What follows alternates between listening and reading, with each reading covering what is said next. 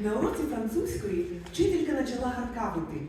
«Скажіть слово шахта», – просила вона. «Шахта», – казала я. Згадуючи терикони, що видно з нашого двору, свого тата з очима, нафарбованими вугільним пилом. «Ні», – казала вона, – «дещо не так.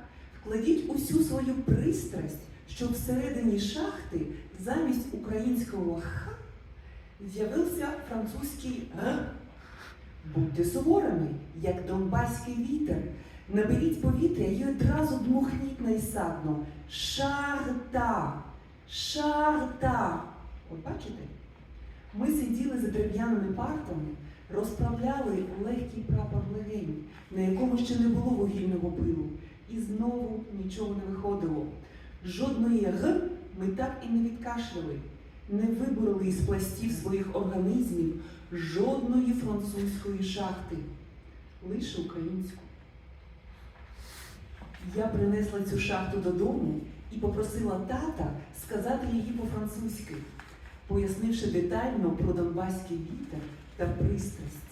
Додала ще про прапор уже від себе. І він просто й легко відмовив. Шахта. А я повторила. Шахта. Як досвідчений шахтар, чи то шахтарка, я сказала би шахтарка. Вчителька французької мови емігрувала, я виросла і поїхала далеко від шахт. Але щоразу чую у французьких словах шум донбаського вітру. Шум донбаського вітру і згадую, що цей вітер пахне дуже навіть ремаркабель, запашний, хоч і колючий, як французький «р», як шахта французької мови. En cours de français, la professeure nous apprenait à prononcer le son R. Prononcez le mot charta, demandait-elle. Charta, disais-je, en me souvenant des terrils qu'on pouvait voir depuis notre cour et de mon père aux yeux maquillés par la poussière du charbon. Non, disait-elle, ce n'est pas exactement cela. Mettez-y toute votre passion pour qu'au milieu de la charta, au lieu du ukrainien, apparaisse le R, je ne sais pas comment dire, français. Soyez âpre, comme le vent du Donbass. Prenez une inspiration profonde et soufflez violemment.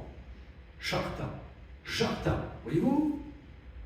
Assis derrière vos pupitres en bois, nous avons déployé le drapeau volant de nos poumons, pas encore souillé par la poussière du charbon, mais toujours sans succès. Nous ne sommes parvenus à tousser aucun air, à forer dans les couches de nos organismes aucune mine française, rien qu'une mine ukrainienne. Je l'ai rapportée chez moi, et j'ai demandé à mon père de la prononcer à la française.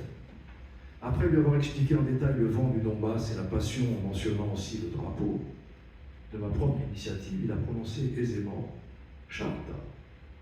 Et j'ai répété Charta, comme un mineur expérimenté ou plutôt une mineuse en ukrainien. Charta.